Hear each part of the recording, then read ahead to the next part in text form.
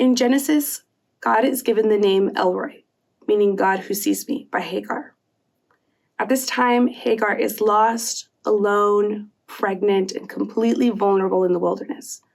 And God sees her right there just as she is.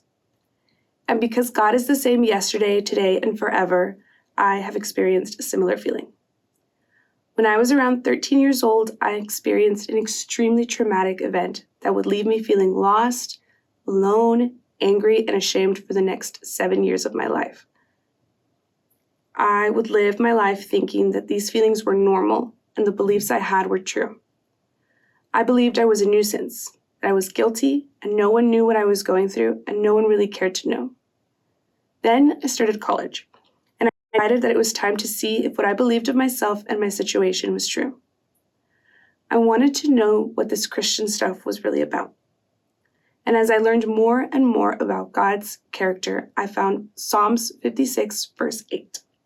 And it reads, "You keep track of all of my sorrows. You have collected all of my tears in your bottle. You have recorded each one in your book." I think this scripture really speaks to the name El-roi.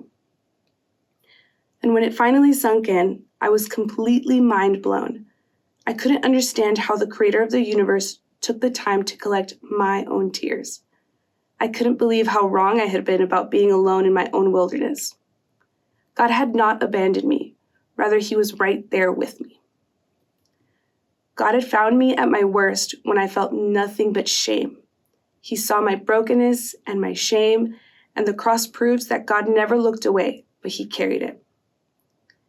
The resurrection shows that God sees beyond our failure, and Easter declares something deeply personal.